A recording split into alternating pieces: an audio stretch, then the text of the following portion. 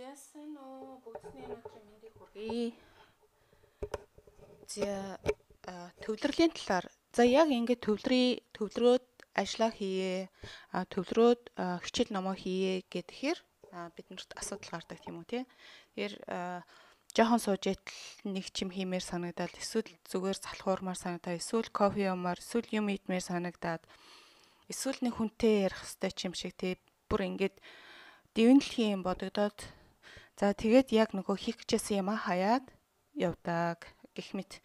За ийм тохиолдолд бол бидний амьдралд бол зөндөө байгаа тийм үү те. Ийм зүйл өөрт нь бол тулгарч ирсэн байх тийм үү те. Одоо ч гэсэн зарим нэг нь бол тулгардаг байх. Ер нь бол төвлөрөл хийх бол тийм амар биш ээ. За тэгэхээр бүрэн төвлөрлийн талаар хэдүүлээ. Ерөнхийдөө өмнөх нэг удаагийн бичлэгээс сонссон байх гэж бодож байна. Хэрвээ сонсоогүй бол та бүхэн сонсоорой. Икигайийн хэсгээс бүрэн төвлөрлийн талаар нэг бичлэг оруулсан байгаа. За тэгэхээр төвлөрөл хийхийг яавал бид нар одоо төвлөрөлттэй болох вэ? Яавал бид нар одоо хийж байгаа юм хийж чадах вэ гэдэг юм тий. Тэгэхээр ер нь бол биднэрт бол аюу хүсэл их байдаг. За нэг юм хийх хүсэл үнэхээр байдаг. За мөн дээрэс нь бол хийх ёстой гэдгийг ч мэдээд байдаг. Тэгсэн хэрнээ за яг хийхээр хийж чаддгүй ийм асуудлууд маш ихээр гарч ирдэг. Энэ болохоор ерөөсөө биднэрт хамгийн том саад болдог. Энэ төвлөрлийн асуудал тийм. За тийм мэдээч энэ төвлөрөл байхгүйгээр бид нөгөө зорьсон, төлөвлөсөн ажлууд маань угаасаа ингээд урсаад алга болно. Бүтээж чадахгүй.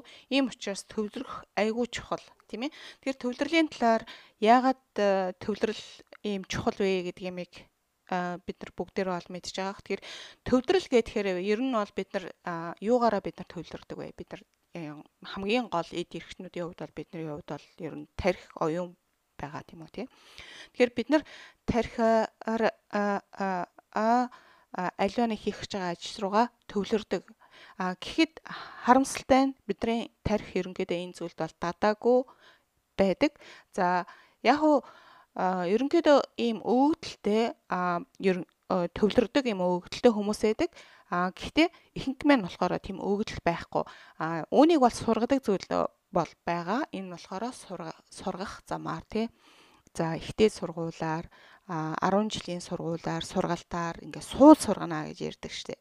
Тэр чинь бол тодорхой хэмжээний бас төвлөрлийн нөхцөлийг бас суулгаж өгч байгаа байна гэсэн. За тэгэхээр би та бүхэнд хит одоо тактикуудыг та бүхэндээ хуваалцъя гэж тий энэ удаад бэлтлээ. За тэгэхээр ер нь хүний тарих нэгд зүйлд анхаардаг гэж байгаа юм. Тэгээ олон юмд ер нь сатаарч чаддаггүй. Тийм бол нөгөө бидний анхаарал сарнина төвлөрөл маань тэгээд тэрийгэ дагаад алга болно. Мэдээж ойлгомж төвлөрөх ямарч боломжгүй.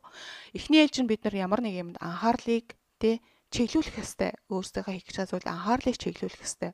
Тэгэхэд тухайн анхаарлыг маань булаацалдах зүйл гараад ирэх юм бол нөгөө чиглүүлээд суугаад хийх гэж байгаа ажил руугаа бид нар төвлөрч чадахгүй шүү дээ. Тийм ээ. Тэгэхээр хүний тарих болохоор ерөөсөө л нэг л зүйлд анхаарч чаддаг. Нэг л зүйлд төвлөрч чаддаг.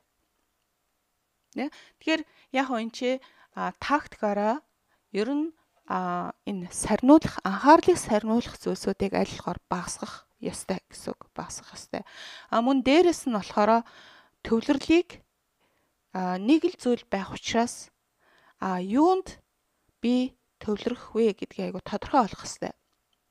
Тэгэхээр энд болохоор ажлуудыг ингээд жижиг хэсэгт ингээд хувааж явах ёстой. Тэгэхээр ер нь ихэнх ажлыг бид нар айгу юм тодорхойгүй байдлаар хийгээд байдаг. За одоо нэг хүнтэй ч юм уу те очиж уулзаад нэг ажлыг нэг юмныг хийндэ гэж боддог. Тэгэхээр тэр болохоор айгу бидний одоо төсөөллийн хувьд айгу ингээд том ажил санагддаг. Маш их том хийж хүчрэх хэрэггүй асуудал болж таардаг.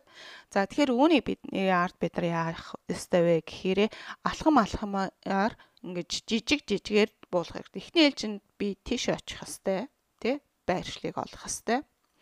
За тэгэхээр тэрэнд очихын тулд би яах ёстой бэлээ? Ингээд юмнуудаа сайхан хуваана. Тэ ингээд ирэх юм бол нөгөө хийх гэж байгаа ажил маань илүү ойлгомжтой болно. Дараагийн алхам болгон маань болохоор нэгт тодорхой clarity гараад ирж байгаа. Нөгөөтэйгөр нөгөө хандах, нөгөө ажлыг хийх боломж нь маань болохоор бас илүү ойлгомжтой.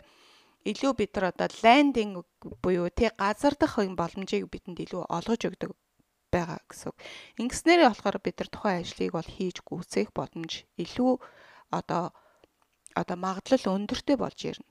За бас нэг юм нь болохоор одоо энэ саа дотгорыг аль арилгах хэрэгтэй гэж байгаа. Тэгэхээр саа дотгорыг арилгахын тулд хийх гэж байгаа зүйл рүүгээ илүү хандсан зүйл рүү хүн ерөнхийдөө хандах ёстой. Тэгэхээр тэр талын зүйлийг арилгахоор сонсох, тэр талтай холбоо хамааралтай зүйлийг үзэх, харах, мэдрэх тий 5-6 мэдрхүүгээ ашиглах хэрэгтэй. Гэтэл бид нар болохоор яадгүй гэхээр одоо онлайнаар ч юм уу эсвэл сошиал медиагаар янз бүрийн юмнуудыг үзэж хараа сонсоод байтал тэр болгон чинь болохоор бидний тарих оюунд ингээд нэг юм тодорхой хэмжээний нэг үүрэн сав шиг юм үүсгэчээд ингээд зүгдээ явчихж байгаа байхгүй юу. Тэгэхээр тэр болгон чинь нөгөө бидний анхаарлыг татна. Тэ сарниулна. Нэг юм хийх хичээл яагаад гэвэл энд нэг юм тодорхой хэмжээний нэг үүрэн сав нэг юутэй ч юм хамааралтай нэг юм тэ хааны газраас үзээ хараад зүйл маань ингээд бидний одоо ухамсарт тэ байгаа аахгүй юу. Нэг тодорхой хэмжээгээр үлдчихэж байгаа нэг дүр зураг, мөр зураг ч юм уу үлдээд. За хэрэг тэрнлүүгээ чи бүр ингээд олон удаа хандаад, олон удаа тэрийг ингээд үзээж хараа сонирхоо чааш нь ухах тусам нэг цүнхэл болоод тэр чин бүр маш их том ингээд цүнхэл болоод бүр ингээд үлдчихнэ гэсэн үг, ингээд тогтоод ус шиг. Тэгэл тийшээгээ юм дахиад тэрнтэй хамааралтай адилхан юм хийхийг хүсээд байдаг тий. Тэгэхээр тэр чигээрээ тэр бүр маш их одоо өөрийн чинь анхаарлыг татах, анхаарлыг сарниулах, бүр тэр чигтээ төвлөрлийг чинь авах тийм том хүчин зүйл болж хувирдаг. Нэгснээ бид нар болохоор өөрсдөө тархийг одоо дурын хин нэгэн бидний амьдралд бидний хийх гэж байгаа үйл явц зорилгот хамааралгүй зүйлээр одоо тийм зүйлийг бидэнд одоо суух боломжийг олгож оруулаад анхаарал маань суулгаад за тэгээд тэргээрээ болохоор бас тодорхой хэмжээ бид нарыг ер нь бол контролдод хянаад явчихж байгаа байхгүй. Тэгээд бид нар бол хяналтаа алдна. Тэгэхээр та ингээд анзаар олон юм байгаа ах тийм үү. Тэгэхээр ер нь бол жилд тавьж байгаа төлөвлөгөө зорилгын хувьд бид нар болохоор маш цөөхөн зорилго байх хэрэгтэй.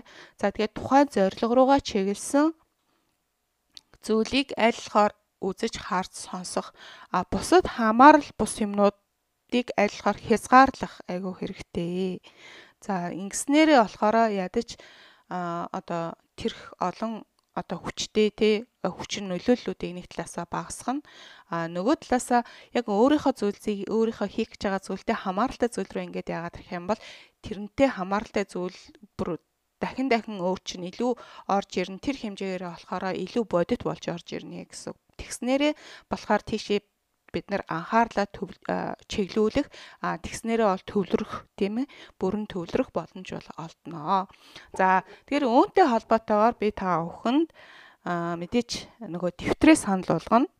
За тэгэхээр энэ нөгөө нэг цаг төлөлтийн дэвтэр манайх гаргадаг байгаа. Тэгэхээр энэ чи болохоор дандаа энэ нөгөө нэг жилийн төлөвлөх жилийнхаа төлөвлөгөөгөө болохоор улирлаа сар за тэгээд 7 хоног гэх мэт иймэрхүү байдлуудаар за тэгээд 7 хоногийнхаа төлөвлөгөө нь болохоор өдөртөө бас буухаар 7 хоногийнхоо хоногтой ревю шүүмж хийгээд сараараа улирлаараа жилээрээ бас ингээ шүүмж хийгээ явах юм боломжтой юм дэвтэр байгаа шүү. Тэгэхээр ер нь хамгийн гол зүйл болохоо бичиж тэмдэглэх тэр хэрээрээ хүн бас энэ төвлөрөлд бас суралцж байдаг. Тэгээ бодлоо бас анхаарал руу бол чиглүүлэн нэгэнт ингээ бичээд буулгасан юм руугаа хүн чинь тодорхой хэмжээгээр бас ингээ анхаарал нь бол нэг талаасаа ордог. Тийшээ олон дахин анхаарал чинь чиглэх тусмаа тэрнлүү илүү наалдах, тэрнлүү төвлөрөх боломж чинь бол илүү сайн болно гэсэн. Тэгэхээр энэ зүйлээ бас ашиглаад нэг талаасаа төлөлтөө хийгээд нөгөө талаасаа болохоор өөрийнхөө анхаарлаа сайжруулад бас дээрээс нь болохоор ингээд системчлээд алхамаар ажлыг ингээд баг багаар ингээд хэсэгчлэн хуваасгах замаар тий өөрийнхөө ажлаа нэг зүйл рүү тархиа нэг л зүйл анхаардаг учраас тэр боломжийг бас олгож өгөөд ингээд төлөвлөөд ингээд явах юм бол илүү өөрт чинь ажил төрлөө ч гэсэн урагшлуулах боломж бол илүү давуу болно гэсэн. За тэгэхээр энэ удаад би та бүхэнд энэ ихний нэг болон хоёр ажлаа тий жижиг хэсэг олгож хуваах, хоёрт нь болохоор энэ илүү одоо энэ анхаарлыг чинь сарниулах зүйлсүүдээс өөрийгөө хамгаалах тий.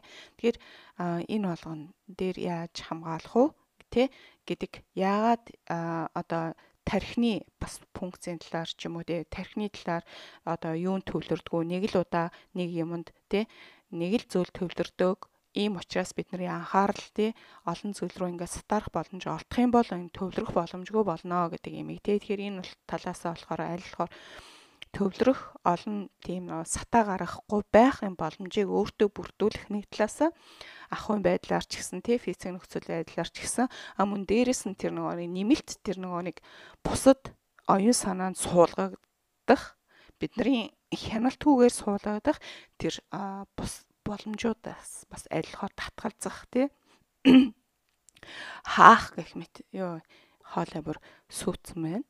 За нэг иймэрхүү байдлуудаар ерөнхийдөө өөрийнхөө төвлөрлөө хадгалах хэрэгтэй. За гэд эхний хоёрын талаар тий нэлээд урт бичлэг болох гэж байгаа учраас ингээд 11 минутаар ингээд хаяа. За тэгээд энэ дэвтрийг аваарай. Юм нэг хатуу хавцастай дэвтэр учраас маш одоо хангалттай өдөр болгон хэрэглэн шүү дээ. Тэгэхээр өдөр болгон ийм дэвтрийг та бүхэн хэрэглэх учраас 300 одоо 30 хоног тий 300 хоног одоо 2 сар гарч ийн 300 хоногийн үлдсэн 300 хоногийн турш хэрэглэх учраас 2 сар өнгөрч байгаа гэж бодож 10 хоногийн насгад тий.